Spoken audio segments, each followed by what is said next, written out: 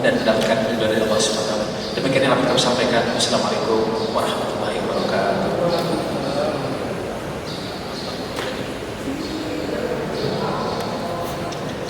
Assalamualaikum warahmatullahi wabarakatuh. Bismillahirrahmanirrahim. Alhamdulillahi rabbil alamin. Salatu wassalamu ala sayyidina Muhammadin wa ala alihi wa sahbihi ajma'in. Allahumma inna nastahdika li arsyadi amrina wa zidna ilman yanfa'una.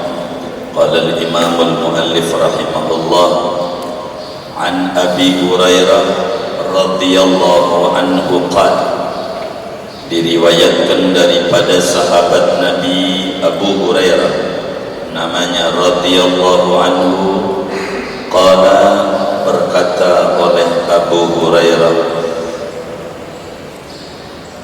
qala Rasulullah sallallahu alaihi wasallam, telah bersabda Rasulullah sallallahu alaihi wasallam, la yaktasil ahadukum fil ma'id daim wa huwa junubun. Janganlah mandi seorang kamu pada air yang tidak mengalir padahal dia itu junub. Akhrajahu Muslim, hadis riwayat Imam Muslim. Walil Bukhari, dan pada riwayat Imam Bukhari bunyinya, la yaqulanna ahadukum fil ma'id da'im alladhi la yajri summa yaghtasilu fihi. Janganlah kencing oleh seorang kamu pada air yang tidak mengalir, air tenang yang tidak mengalir, kemudian ia mandi pada air itu. Wali Muslimin, dan pada riwayat Muslim, minhu, kemudian ia mandi dari air itu.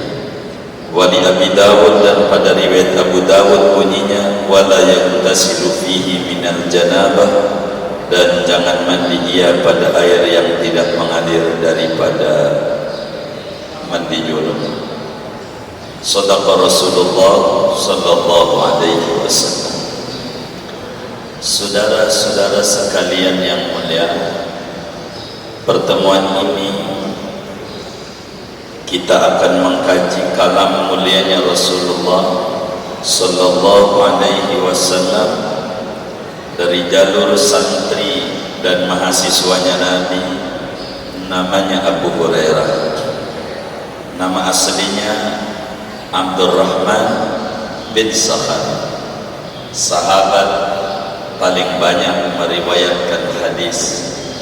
Dan kita sudah bercerita tentang Abu Hurairah dengan kurma, Abu Hurairah dengan susu sudah belum baik. Saudara sekalian, Abu Hurairah ini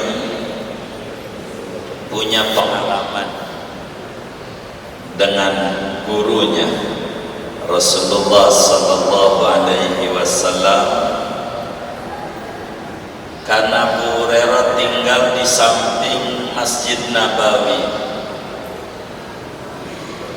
Pondoknya namanya Ashabus Sufa, orang-orang yang tinggal di selasar Masjid Nabi. Dia akan makan bila Nabi makan, dia akan minum bila Nabi minum, karena memang ikut Nabi dan mendapatkan beasiswa gratis pondok sama Nabi yang kasih makan Nabi. Dan abemnya ini adalah Abu Hurairah, karena dia pimpinannya. Abu Hurairah, satu hari Abu Hurairah perutnya lapar sekali, belum makan dari pagi, belum sarapan. Perutnya sudah mulai dangdutan, bukan keroncongan lagi, udah dangdutan, udah perih. Sampailah sekitar jam 2 belum makan Abu Hurairah dari pagi. Tapi alhamdulillah ngaji kita ada informasi, ada tenangan makan hari ini. Ini Abu Hurairah jam 2 belum makan. Ketemulah Abu Bakar Siddiq radhiyallahu ta'ala. Kata Abu Hurairah, wahai Abu Bakar, ada apa Abu Hurairah? Apa itu hukum orang yang mau sholat? Apa kudu wudu atau enggak? Sebetulnya udah tahu, cuman pengen ditanya, lu udah makan apa belum? Ini namanya modus pertanyaan, ada udang di balik teyek, bukan batu. Abu Bakar jawab, hukumnya begini Abu. Habis itu pergi aja. Kata, maksud gua nanya, gua juga udah tahu itu, cuman pengen ditanya, lu udah makan apa belum? Begitu. Kagak, enggak paham dengan Abu Hurairah. Ketemu lagi sama Sayyidina Umar, nanya lagi, Umar, hukum anu ini apa? Dijelasin Umar panjang lebar. Habis itu pergi lagi. Kagak nanya, lu udah makan apa belum? Emang pengen itu yang ditanya. Kalau dibilang belum, iya makan begitu. Lumayan, samping masjid kan ada kantin.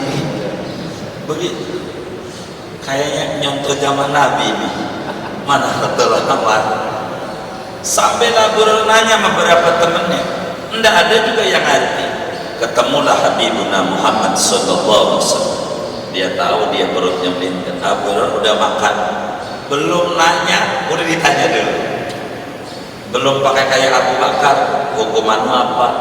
Hukuman apa mau sama Nabi belum nanya hukuman apa, udah tanya. Abu Hurairah udah makan belum? Belum. Belum. Oh belum. Baik. Ke rumah. Itulah Rasulullah SAW. Lalu kemudian di rumah Sayyidatuna Aisyah ada muk, tahu muk? Nah, yang di depannya ada palanya begini, kadang yang dari stainless itu putih. Jadi bukan kayak gelas gini, tapi di sininya ada begini.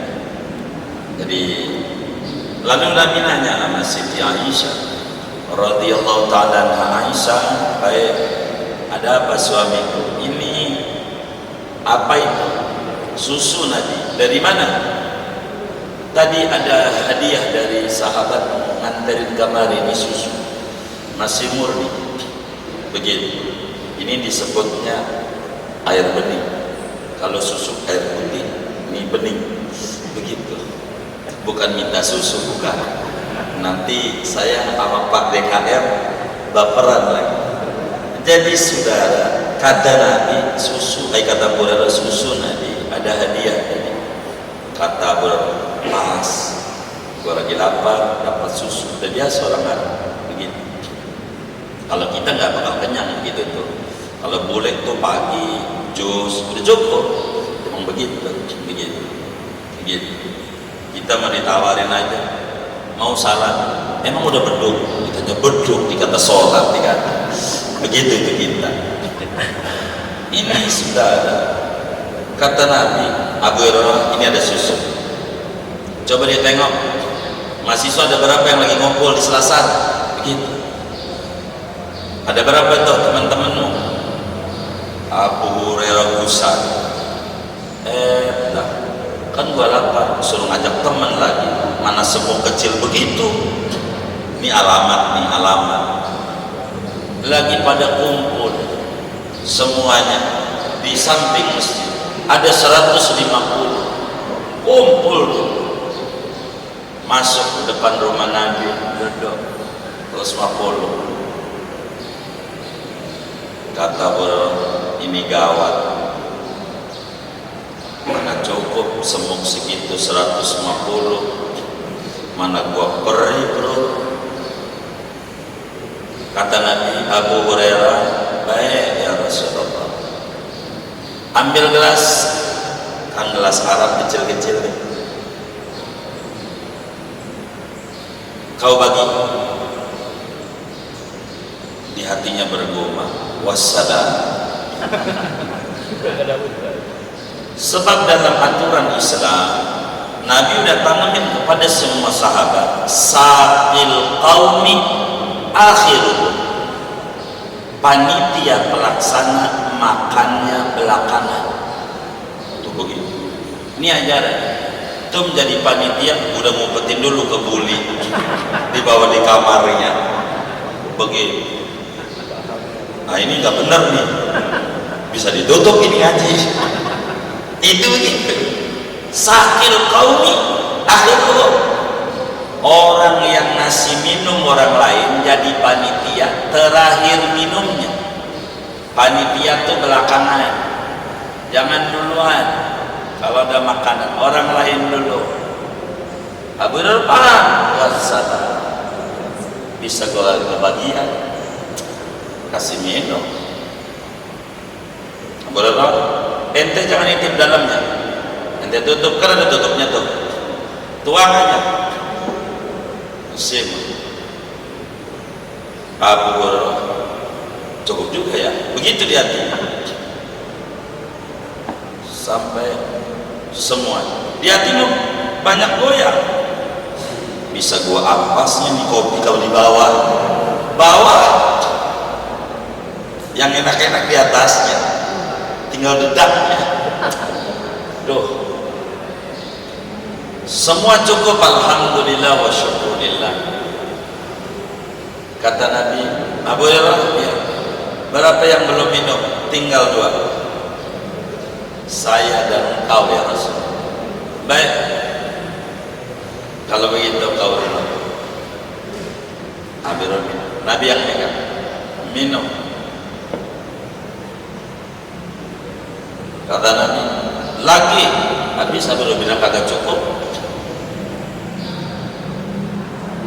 Lagi, sampai berkali-kali. Sampai Abu Hurairah bilang, cukup Nabi, cukup. Lagi katanya kagak cukup. Terus, cukup Nabi. Udah pegang, cukup Nabi. Benar, benar ya Rasul. Baik, kalau ada cukup, berarti tinggal saya kan? Ya, Nabi. Kata Buru, hebat Nabi. Tuh Rasul, bisa taksirut ta'amil qalil, bisa membanyakkan makanan dikit cukup buat orang banyak. Gitu. Saya rada curiga juga DKM, kayaknya cukup makanan kita. Cukup nggak ini? Cukup. Udah ngaji apa Abu Hurairah itu begitu. Kata Imam Ibrahim Al-Laqani, saudara, wa mu'jizatuhu kasiratun ghurar, minha kalamullahi mu'jizul bashar. Mukjizat Rasulullah ribuan dan semuanya hebat-hebat, dan yang terhebat tentu Al-Quran.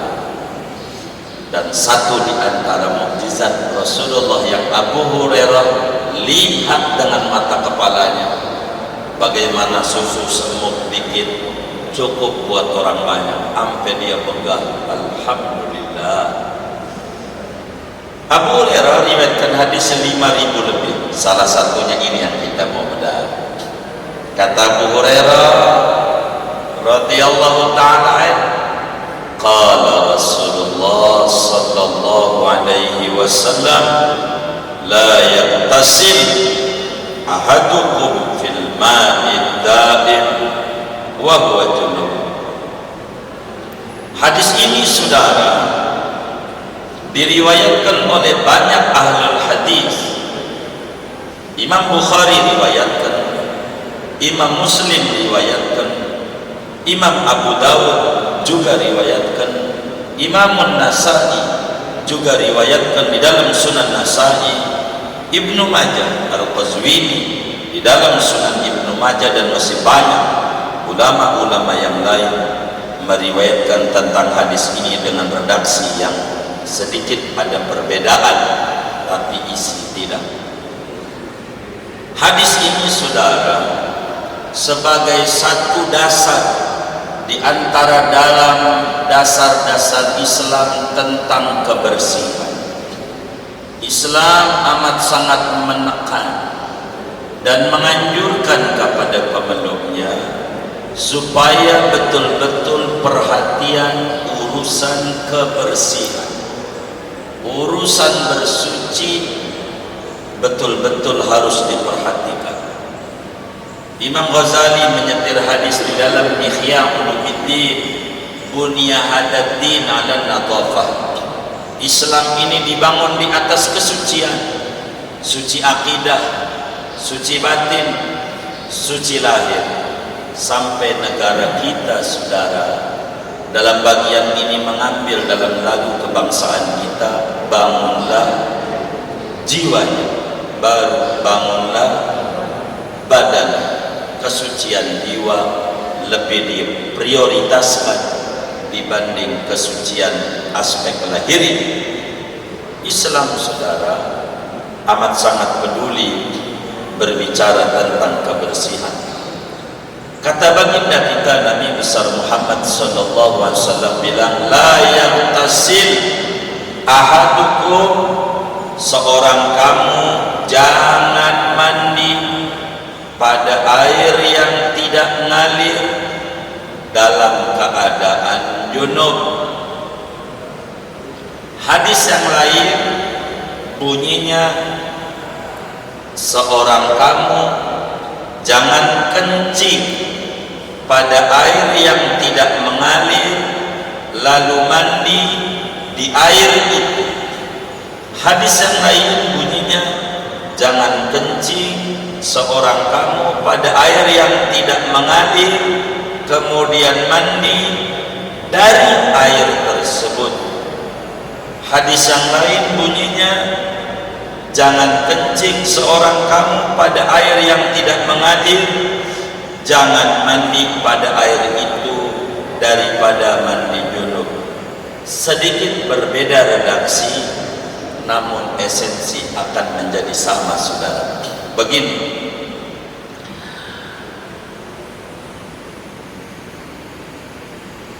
junub, kita perlu tahu bahwa junub adalah hadas, dan kita perlu tahu hadas itu ada dua. Ada namanya hadas asghar, hadas kecil, ada namanya hadas akbar, hadas besar. Bila semacam buang angin, namanya disebut hadas kecil. Maka apa yang disebut junub? Junub namanya hadas besar. Hadas besar, penyebab orang itu junub dua. Hadas besar ini banyak. Penyebab orang disebut junub dua. Satu, bila dia bersetubuh meski tidak keluar sperma.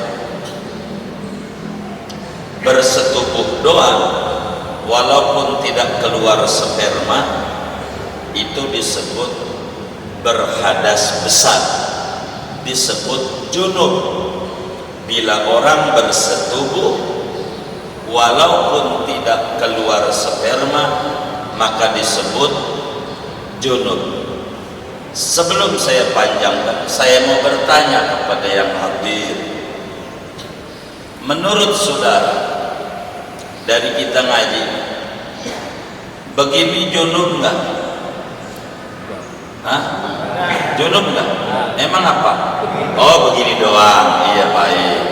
Begini. Jangan sampai begini junub. Kagak.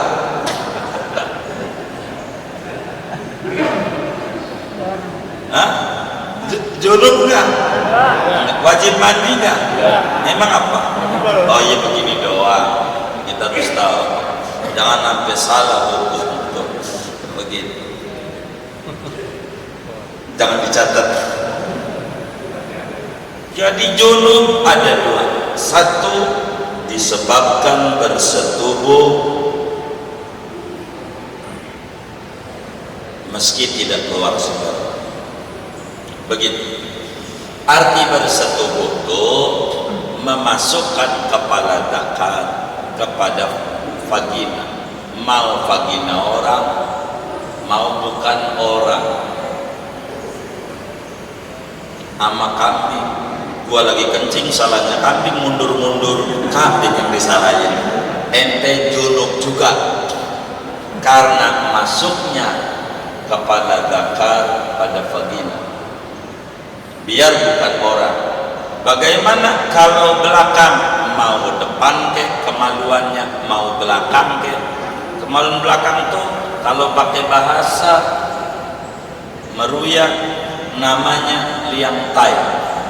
Begitu.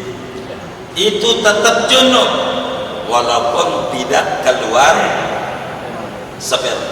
Dua, penyebab orang junub adalah keluar sperma meski tidak bersetubuh. Keluar sperma walau tidak bersetubuh. Bisa lewat mimpi, bisa lihat tiang masjid Manaratul Amal, dia bayangin Lesti tahu aja. Ini keluar sperma junub. Kalau keluar sperma, jadi ada dua, bisa bersetubuh tanpa keluar sperma junub juga, bisa saja keluar sperma meski tidak bersetubuh, itu juga junub. Berhadas besar disebut junub. Junub itu arti maknanya jauh, dia tidak boleh dekat dengan Allah. Kalau habis bersetubuh tidak boleh sholat sebelum mandi, haram. Tidak boleh tawaf, haram. Tidak boleh pegang Quran, haram. Tidak boleh baca Quran, haram, junub. Tidak boleh diam di masjid, haram, junub. Dia jauh, enggak boleh dekat sama Allah, itu disebut junub. Begitu. Kita habis bersetubuh enggak boleh. Bahkan kita habis bersetubuh sama Nabi dilarang makan. Habis bersetubuh perut lapar, ingin makan Indomie, enggak boleh. Wudu dulu baru boleh makan. Habis bersetubuh emang 3 ronde sampai KO, haus, enggak boleh minum, wudu dulu. Enggak boleh juga tidur habis bersetubuh kecuali wudu dulu minimal. Dan keempat, habis bersetubuh enggak boleh nambah ke ronde kedua sebelum wudu dulu. Ingetin begitu. Kayaknya demen ngaji ini kayaknya. Begitu kayaknya. Begitu. Ini ajarannya minimal. Nah, bagaimana mandinya kalau junub? Ini ngomong air, hadis kita ini masih. Maka dengan kita bersetubuh atau dengan kita keluar sperma, maka kita junub. Di luar ini masih ada hadas besar, hadas besar, melahirkan anak, hadas besar, nifas, hadas besar. Ini hadas besar. Orang yang masih hidup ada 5 faktor diwajibkan mandi. Yang masih hidup, 1, bersetubuh meski tidak keluar mani, wajib mandi. 2, keluar mani meski tidak bersetubuh, wajib mandi. 3, melahirkan anak, sebab anak asalnya dari mani. Mani lagi cair aja wajib mandi, apalagi mani yang udah fermentasi, udah berbentuk orang, begitu, udah jadi orang beku. Keempat, mani menstruasi kalau udah mampet. Kelima, nifas. Itu faktor yang mewajibkan orang mandi. Nabi mengatur, kata Nabi, jangan mandi seorang kamu pada air yang tidak ngalir dalam keadaan junub. Dalam hadis yang lain riwayat Imam Bukhari, jangan kencing seorang kamu pada air yang tidak ngalir kemudian dia mandi pada air tersebut, atau dia mandi dari air tersebut. Hadis ini saudara, secara zahirnya memberikan pengertian kepada kita, nampak sepintas selalu. Dari hadis ini Nabi menerangkan bahwa mandi besar maupun wudu hadas kecil pada air yang tidak mengalir,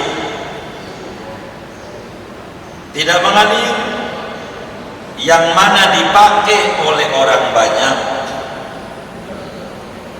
Ini hadis dilarang kita mandi, dilarang kita wudu pada air yang tidak ngalir, yang air itu dipakai orang banyak,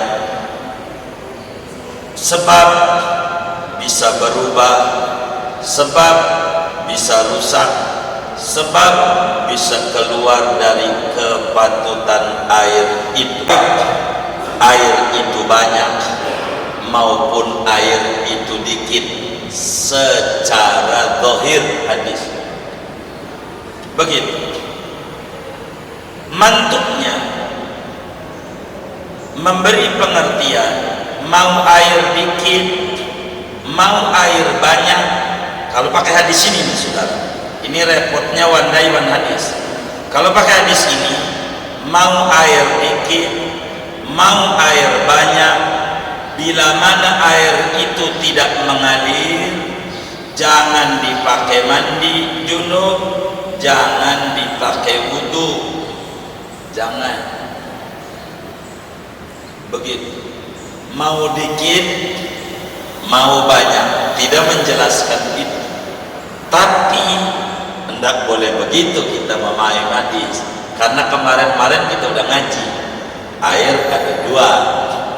Air ada dua. Ada air dikit, ada air banyak. Air dikit bila kurang dari 2 kula, yakni 216 liter ke bawah. Bila 200 liter ke atas namanya air banyak. Hadis ini, kalau pakai hadis ini, jangan Anda mandi pada air yang tidak ngalir, mau dikit mau banyak, sebagai mandi junub. Kolam renang gede, segede Masjid Manaratul Aman, airnya banyak. Kalau pakai hadis ini jangan mandi junub, habis airnya kagak ngalir. Enggak boleh begitu, enggak begitu pemahamannya. Dilihat air yang enggak ngalirnya tuh banyak apa dikit, begitu. Kalau banyak enggak apa-apa, asal tidak berubah. Kita mandi junub di kolam renang, blus, apa? Kan nggak ngalir kata Nabi. Itu kalau dikit. Ini kan airnya banyak. Sedang kita udah ngaji, air yang banyak tidak najis. Dengan kejatuhan najis asal tidak berubah. Air yang banyak dipakai mandi junub tidak berpengaruh, tidak menjadi berpengaruh, tetap masih suci, mensucikan. Yang penting kuncinya tidak berubah. Mandi di kolam renang hukumnya boleh. Enggak Pak, karena jangan kalau dikit begitu, kalau dikit. Sebab kemarin telah kita bedah, bila lebih dari 2 kula dan tidak berubah, maka tidak mengapa. Maka hadis ini menerangkan makruh saja. Jangan di sini bukan haram, bukan najis. Makruh kita mandi pada air yang tidak ngalir. Maknanya air tidak ngalir ini ada yang akalin, makruh tidak ngalir. Ini bak mandi, kerannya dibuka, kan ngalir juga. Ini namanya ngakal-ngakali. Bukan begitu maksudnya. Ini kolam bak mandi, ente nyemplung ke dalam ini, jangan. Kalau air itu dikit, Anda mandi di sini, maka air ini jadi mustakmal, suci, mensuci tapi tidak mensucikan, sebab air ini sudah dipakai menghilangkan hadas besar. Maka air ini nggak boleh dipakai lagi bekas mandi ini, nggak boleh, karena mustakmal. Kecuali banyak, kayak kolam renang udah pakai mandi, udah pakai wudhu oleh teman kita, kayak laut, kayak kali Cisadane udah dipakai tuh sama orang Bogor, kita wudhu tuh orang Tangerang, nggak apa-apa. Banyak begitu hukumnya hadis ini. Jadi lalu ke hadis yang riwayat Bukhari, jangan kencing. Bagaimana kita hukum kencing? Maka dari zahir hadis, kencing pada air yang tidak ngalir dilarang oleh Nabi. Larangannya secara zahir haram, begitu secara zahir, tapi mau dikit mau banyak. Tapi maksud hadis, kencing pada air yang tidak ngalir haram jika airnya dikit. Jika airnya banyak, makruh. Kita harus jaga, karena dengan dikencingin bisa berpengaruh dan kurang bagus. Kolam renang, saudara jangan sampai mandi di situ, kencing di situ, mana habis makan petek 7 papan, jengkol 3 mangkok, kencing di situ, jangan. Yang punya nggak tahu, muslim min husni islamil mar'i tarkuhu ma la ya'ni. Di antara bagusnya keislam seorang meninggalkan yang kurang manfaat. Ini kurang bagus, jangan. Kencing ke atas tapi nggak lihat, Allah lihat, jangan begitu. Jadi saudara, air yang tidak ngalir bila sedikit dikencingin menjadi najis. Air yang tidak mengalir bila banyak dikencingin maka tidak jadi najis kecuali berubah. Berbeda hukum bila air itu mengalir. Air yang mengalir, meskipun air mengalir tidak menjadi najis meskipun sedikit, kecuali berubah. Kalau air ini dikit dikencingin enggak najis, karena siraman ini akan terus berbeda. Kalau ngalir, kalau enggak ngalir, ini ember dikencingin najis walaupun tidak berubah. Tapi kalau air banyak, kemarin kita bedah hukum. Hadis ini banyak memberikan gambaran kepada kita sebagai dalil dan bukti mandinya orang junub pada air sedikit yang tidak mengalir akan merubah air itu menjadi suci doang, tidak mensucikan. Jadi air ada 3 dalam Islam: suci, mensucikan, boleh buat wudu, boleh buat mandi, boleh buat ngilangin najis. 2, suci, tidak mensucikan. Kemarin sudah kita singgung, bila terkena benda suci yang menyatu, kopi, teh, ini suci doang, tidak mensucikan. 2, air mustakmal, inilah materinya. Air sedikit udah dipakai wudu atau dipakai mandi, hendak boleh dipakai wudhu lagi, kecuali dikumpulin.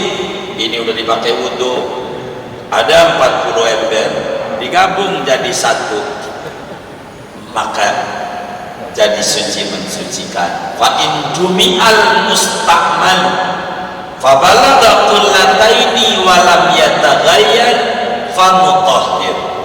Bila air musta'mal dikumpulin banyak dalam satu bodeman tersendiri dan tidak berubah, maka hukumnya suci mensucikan. Itulah yang disebut recycle, di mana air udah pakai mandi, pakai segala macam, taruh di bodeman banyak gede dalam tanah, lebih dari 2 kula, tidak berubah, putar lagi di apartemen hotel tuh ke atas, buat mandi lagi, tidak mengapa. Yang ngajarin Nabi begitu. Hebatnya Islam begitu. Hadis ini juga memberikan dalil orang yang junub bila memasukkan tangannya pada air yang sedikit, maka air ini menjadi mustahmal, kecuali niatnya untuk jadi gayung. Sebab Abu Hurairah dalam hadis yang lain ketika menyampaikan hadis ini, la yantasil ahadukum fil ma'i da'im wa junub. Kata Abu Hurairah, Nabi bilang, jangan mandi seorang kamu air yang gak ngalir dalam keadaan junub. Abu Hurairah ditanya, wa kaifa naf'alu ya Abu Hurairah, dalam hadis lain, bagaimana kami harus mandinya kalau airnya gak ngalir? Abu Hurairah jawab, ya tanawaluhu tanawulan, dicidukin aja. Kalau dicidukin, yang ini masih suci mensucikan. Kalau anda nyebur di bak mandi, airnya bakal jadi mustahmal, ciduin. Kerannya kalau dialirin, nggak usah bikin gitu, anda ciduin aja. Islam itu enak, mengenakan ajarannya saudara. Bila air tidak mengalir, haram kita kencingin, ndak boleh. Jangan, meski banyak kalau berbicara hukum ngencinginnya mah haram dalam qaul mu'tamad madhab kita Syafi'i, meski tidak berubah. Sebab nanti kalau sering dikencingin bisa akan merubah dan merusak zat air. Begitu dikencingin. Adapun wuduknya yang kena kencing dari air banyak selama tidak berubah, masih suci mensucikan. Begitu. Maka ketika Rasulullah SAW menyampaikan air yang tidak ngalir, berarti pemahaman terbaliknya, bagaimana bila air itu mengalir? Bila mana air itu mengalir dan banyak airnya, maka tidak haram kencing di situ. Kayak di kali, yang kencing di kali nggak apa-apa, karena airnya ngalir banyak. Cuman kalau airnya nggak ngalir, maka hukumnya ulama ada yang bilang makruh, ada yang bilang haram. Kalau tidak ngalir banyak, tapi kalau tidak ngalir sedikit, sepakat ulama bilang haram air itu. Singkatnya saudara, air terbagi 3, ada suci mensucikan, ada suci doang tidak mensucikan. Buat masak boleh, minum boleh, wudu ndak boleh, mandi junub ndak boleh, ngilangin najis nggak boleh. Dan ketiga, ada air najis, yaitu air sedikit terkena najis meski tak berubah. 2, yaitu air banyak terkena najis dan berubah. Maka ulama itu kalau mau menyimpulkan hukum, tampilkan banyak hadis, Tidak boleh kita one day one hadis, kumpulin seluruh hadis baru disimpulin. Sebab kalau baru sepotong doang tidak bisa untuk kita mengambil sebuah konklusi bila kita tidak menyusun premis-premis yang benar. Maka hipotesa dibutuhkan. Tidak bisa kita langsung membuat satu kesimpulan. Kita dengar kullu bid'ah dolalah, bid'ah sesat. Urut dulu seluruh hadisnya supaya jadi muslim jangan kaku. Begitu. Nanti bakal dia kaku, ekstrim. Sementara Nabi telah memberikan dasar, innama bu'istu bil hanifiyati samha, aku diutus membawa ajaran yang enak, mudah, murah, tapi bukan murah.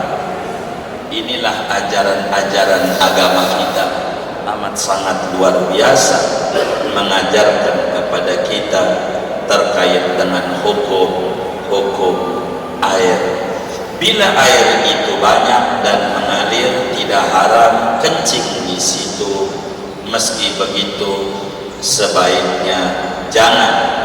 Bila air itu sedikit dan mengalir, hukumnya haram kencing di situ. Meski urusan untuk bersuci kita bedah. Inilah di antara makna yang kita ambil dari hadis ini, dari apa yang kita pelajari. Bila kencing aja nggak boleh, inilah kias namanya. Nggak apa-apa berarti kan yang dilarang kencing. Nah, kita harus paham kias. Namanya paham kias. Bila kencing aja nggak boleh sebagai buang air kecil, apalagi buang air besar. Itulah kias namanya. Nggak perlu disebut semua. Kayak di SPBU dilarang merokok, udah cukup. Jangan kita berarti nabun boleh, nabun bakar ban. Kagak paham, itu nggak paham. Nabi bilang begini, pelapak kurma masih basah bisa meringankan adab kubur orang yang disiksa. Kata Nabi dalam hadis Bukhari, pelapak kurma, bunga-bungaan yang masih basah bisa ngeringanin adab kubur orang yang dikubur di adab. Sebab kalau masih basah masih bertasbih, artinya tasbih yang dibaca oleh pelapa kurma bisa ngeringanin adab kubur. Itu pelapa kurma kagak ada akalnya, enggak sholat, enggak puasa, enggak ngaji. Bagaimana kalau tasbih, ya sholawat, ya Quran, ya kulhu, ya yasin dibaca oleh manusia muslim untuk orang meninggal? Bila pelapa kurma aja nyampe, apalagi tasbih dari yang punya begitu. Islam tuh luas, enak. Ini Nabi bilang jangan kencing, berarti boleh. Itu namanya anda paham. Ketika Quran bilang jangan kamu berkata sama orang tuamu dalam surat Al-Isra, wa qadara rabbuka alla ta'budu illa iyyah wa bil walidayni ihsana imma yablughanna indakal kibar ahaduhuma aw kilahuma fala taqul lahumā sama orang tua jangan ngomong berarti nonjok boleh, sebab ngomong doang yang dilarang. Namanya tidak paham. Lagi aja nggak boleh, apalagi nonjok. Lagi kencing aja nggak boleh, apalagi buang air besar. Qiyas adalah hujjah syar'iyah. Orang harus mengqiyas. Begitu, enggak mesti contoh aja. Itulah yang dipakai. Nabi haji pakai unta, berarti kita kudu pakai unta. Namanya kagak paham. Apa ini unta? Alat transportasi padang pasir saat itu. Diganti sama kuda, diganti sama kijang Innova, kijang super, enggak apa-apa. sama alat transportasi, diganti sama Garuda, sama singa, Lion, singa, enggak Garuda, begitu. Boleh, silahkan saja. Atau yang rada halusan, merpati, boleh, karena alat transportasi. Begitulah muslim. Kalau menghukumi sesuatu, udah segini aja. Kasihan kita baca Fatihah. Kita ulang tahun Mercubuana yang ke-37. Mudah-mudahan kampus Mercubuana makin berkah, kampus makin maju, mahasiswanya semuanya derajatnya tinggi, dan kampus ini makin jaya dan makin banyak mahasiswanya, dan yang belajar di kampus Mercubuana semuanya dianugerahi ilmu yang manfaat untuk agama, nusa dan bangsa. Amin ya rabbal alamin. Al-Fatihah.